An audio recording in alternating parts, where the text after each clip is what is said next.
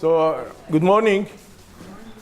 I'm Sharif Murad. I'm the General Secretary of the ICS, and I'm very happy to see you here today.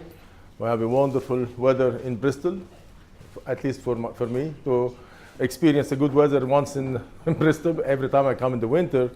So I'm pleased to open the first ICS cadaveric course on the treatment of lower urinary tract dysfunction and female incontinence or stress incontinence. I'm happy to see many of you here from different countries, Brazil, Philippines, Netherlands, Greece, Japan. So I'm very happy to see you here. Just want to say that preparing such a course is not an easy task.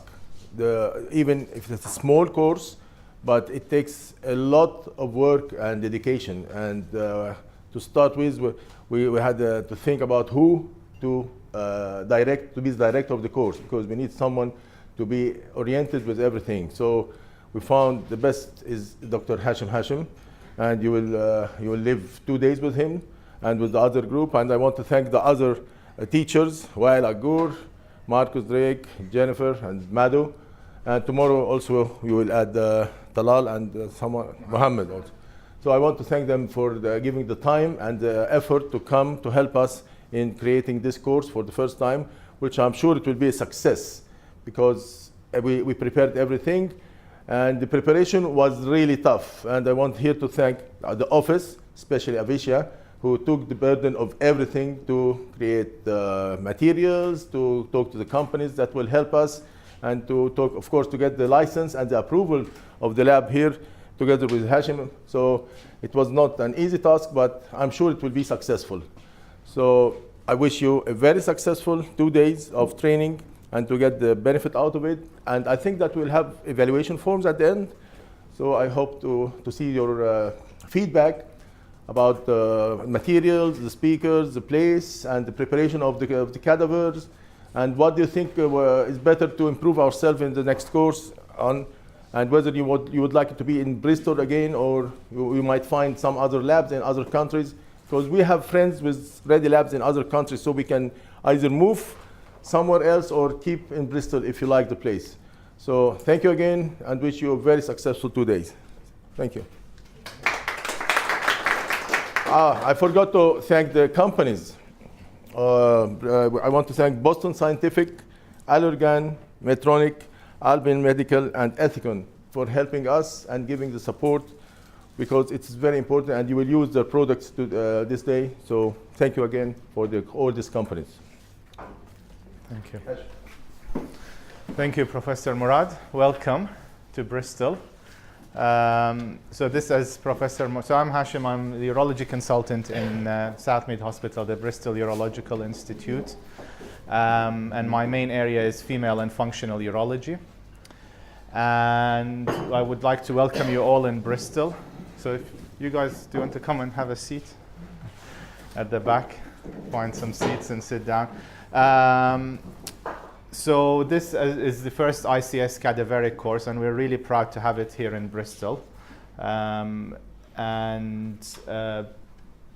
Professor Murad, this was his vision actually, he came last year to me and said, what do you think about doing an ICS cadaveric course in Bristol? And I said, well, okay, it's a good idea, because we've been doing a lot of courses before. We've done urodynamic courses, and actually to this year with ICS in Florence, it's been 2003. It's 14 years since Professor Murad and I have known each other. And we started the urodynamic courses in Bristol overseas when we met in Florence. So this is a good anniversary. And now this year we're starting again in Florence with the same year doing the ICS cadaveric courses. So maybe in another 14 years, who knows, somewhere else, another course. So I thank him for his vision on trying to get this, and as he said, Avisha and the team at ICS have done a lot of work trying to get all the sponsorship, all the cadavers and everything, and also with Wael, he's helped a lot. He's had experience with cadavers, so courses. So we've hopefully will give you a good course on anatomy and cadaveric training, both on female stress urinary incontinence and refractory overactive bladder. So before we start, I think it's quite important that each one of you introduce yourself. I know we had a nice chat at the beginning, but it will be good if you all introduce yourself, what you do, where you come from, and what you hope to get out of the course, so we can actually tailor things. So we'll start. Hi, I'm Juliana. I'm from Brazil. I do mostly female urology and also urology. Okay. And I'm here to see the news. In fact, I'm in practice after 15 years, so I have already some experience, but it's always time to learn. Okay. Okay. I'm Vanessa. I'm from the Philippines. Primarily, my practice is urologic oncology and laparoscopic and robotics. And back home, no one is really practicing female urology and functional. And there's been an increase on patients who we do robotics, prostatectomy on. So I think it's time that we start offering AUS for our patients. Okay. My name is Charlotte Lok. I'm from Holland. I work in a really small hospital under Rotterdam. And I do general urology and also female urology and some stone management. Okay. My name is Sarah van Novik, also from the Netherlands, other hospital. And I practice female urology already for a few years, but I'm always looking for opportunities. Extra. Okay. I'm Naoki. I'm from Japan. I'm working at the University Hospital in the north part of Japan. But so my subspecialty is Royal Nephrology Tract dysfunction, BPH, or female urology, or interstitial cystitis. So this is a great opportunity to run incontinence surgery, especially the sacral neuromodulation will be approved in Japan this September. So especially I want to run the technique of neuromodulation. Okay. I'm Zara from Iran. I work as a gynecology general, but from last year I came to London, and in UCLH I was as an observatory with Ms. Zernay, Okay. and just this opportunity to. Okay. Whereabouts in Iran? Which city? Iran in Tehran. In Tehran. Okay. Hello, I'm Adonis from Athens, Greece. I'm doing some functional urology, but as we are losing many patients to female patients to the gynecologist, I still would like to practice some skills to the stress incontinence. Okay. I'm Paulina. I'm from Mexico. I'm visiting Bristol because I'm interested in functional urology, and there are not a lot of functionals in Mexico, so that's what I'd like to see. Okay. And we try to get it back. Hi there, I'm Jen Pinkstone. I'm a physio. I'm based at the BUI with Mr. Hashim, and I'll be talking to you today a little bit about my role in just a few minutes.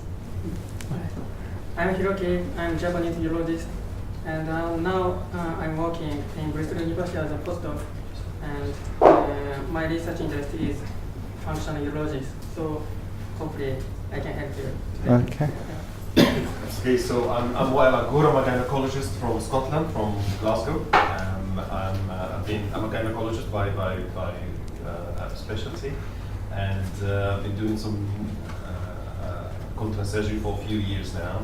Some experience with Cadaver courses, and I'm absolutely delighted to be invited here to help with the first ICS Cadaver course. So I'll be talking later on about applied anatomy, so I do hope you enjoy that. We're not going to go into discussions with urologists again. So let's keep that. Okay, thank you. Madam? Hi, I'm Madhu Chandramana. I'm one of the urogynecologists. I work with closely with Hash at Housekeeping. I'm really excited to be here. Jeremy Nettleton, Senior Urology Registrar at Bristol. I've done quite a bit of anatomy demo in the past. That's why I've been invited, and I've worked with Mr. Hashim for 6 months in the past as well. So. Okay. Matt? Matt Carr from Medtronic. I'm happy to be supporting the course. I work with Mr. Hashim and his team at Southmead Hospital with the sacral nerve stimulation therapy. I've done so for the last 5 years.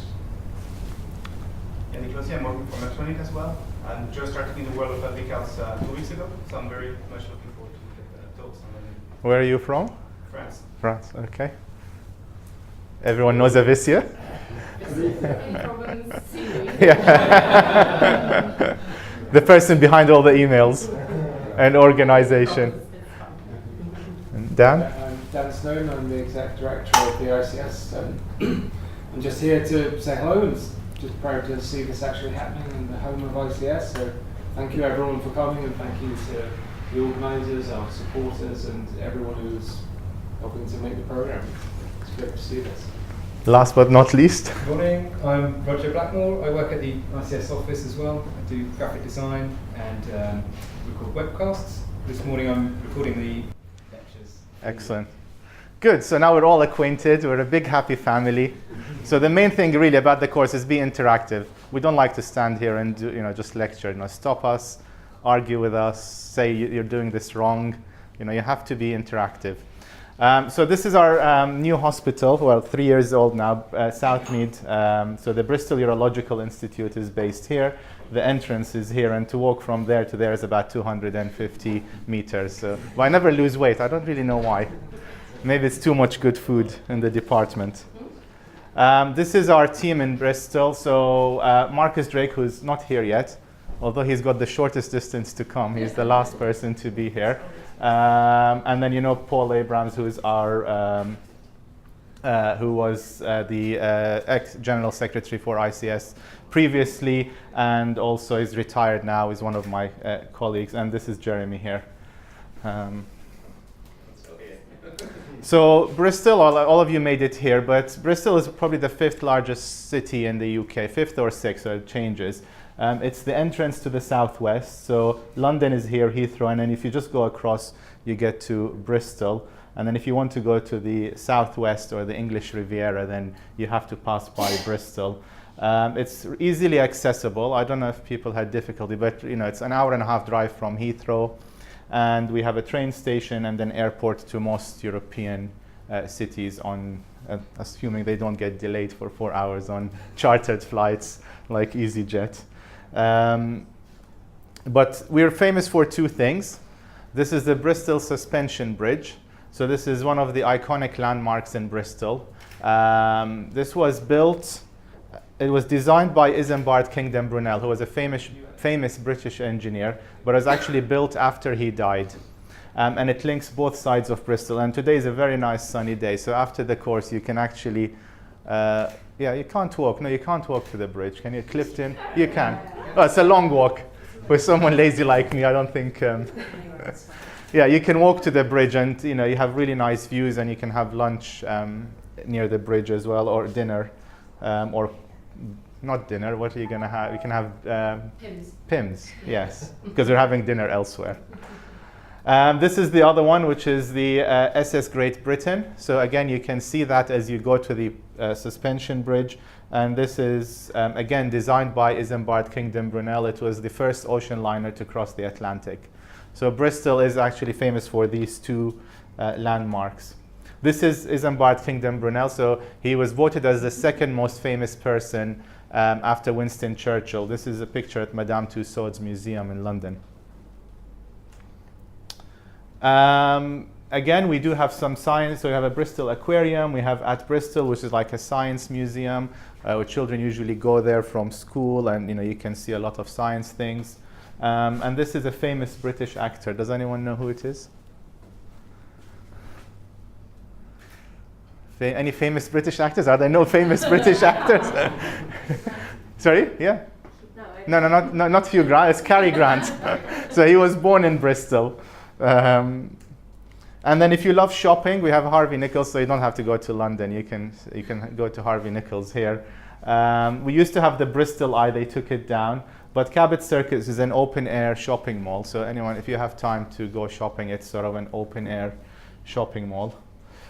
And then we're a university town. So we're in the University of Bristol, but this is the Wills Memorial Building, which is a neo-Gothic building. And it's the iconic landmark for Bristol University. This is Park Street, all the bars and restaurants for all the young people. Paulina, have you experienced any of those yet? One. Oh, one, okay. And then we're also, there is, it's funny, all these pictures are always taken on a sunny day. It's not always sunny in Bristol. But every time we have a course, it's sunny, which is good. But, we have a cathedral, and, there's lots, this is a park also down from Park Street. So you can, in the summer, everyone is sort of sitting outside and having coffee and lunch and so on. We're also famous because of the Concorde. So there's a Concorde, which you can't visit at the moment, but they've always been talking about turning it into a museum. So there is a Concorde north of Bristol. You can go and see it from far. But parts of the A380 have been built in Bristol. So we have British Aerospace here as well. And then there's another shopping mall. So there's two main shopping malls in Bristol. There's one North Bristol, which is Cribbs Causeway. Again, they're trying to expand it, but we still don't know where we are with the expansion. But it's a two-story, and people go there during the weekends as well, mainly. Some other touristic attractions. So if you come here in August, there is the International Balloon Festival, which is world-renowned, and you get all balloons flying over Bristol of all shapes and sizes for anyone who's interested. There is an open red top bus which has started now, so you can go and see all the sites. And there is the Bristol Zoo, which is not as big as the London Zoo, but it's big enough for Bristol. So that's really basically, we're a relatively small city, but very busy. And of course, obviously, you've got the aerodynamics unit in Bristol, which is also world-renowned. So that's enough about Bristol. In terms of the program, so this morning we'll do lectures on anatomy and also on physiotherapy and on management of incontinence, or sort of the background on incontinence. Then we'll get you to the lab. There will be 2 cadavers. We'll split you into 2 groups. And there will be the first part of the day, you will be doing mesh surgery on transobturator and transvaginal tapes, retropubic.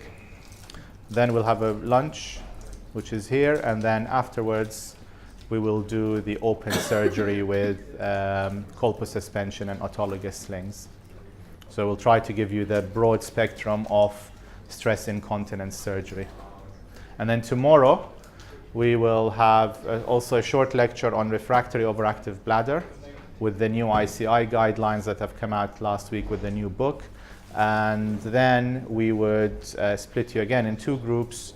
The first part of the morning, we will do Botox injections, and then the second part, we'll do sacral neuromodulation. Or is it the other way around? I can't remember. Yeah? But we'll try to give you sort of refractory overactive bladder and stress incontinence. So what is important really is your feedback on the course, because we want to know, is it right that we have refractory overactive bladder and stress incontinence, or do you want to see other things like prolapse combined, so make it a longer day? Do we make it during the week? Do we make it during weekends? So there's a lot of things. We really value your feedback at the end of the course as to how we should be running the next courses. So at the end of the course, really, the aim is really to make you feel more confident with the different operations. We want you to enjoy yourself, so don't feel stressed, just relax. You're amongst friends here. And you get a certificate at the end of attendance. A bit of housekeeping. So there's food there. There's lunch, tea, coffee, and they'll be there all day. So, and then lunch will be here as well. Toilets are there behind you, and then there's lockers in the inside as well. So if you want to put any valuables in there, and the fire exits, you just go outside really here, which is where the across the road, and that's where we meet. Where if there is a fire, switch your mobiles off or put them on vibrate. You can take pictures of the speakers, you can tweet, you can Instagram, Facebook, whatever you want. The only thing you can't do is take pictures of the cadavers because they need consent. So we don't have that. But you can take pictures anywhere else, which is fine. And we encourage you to tweet #ICS office. It's not. Is it hashtag at ICS office? That's what you want us to hashtag, isn't it?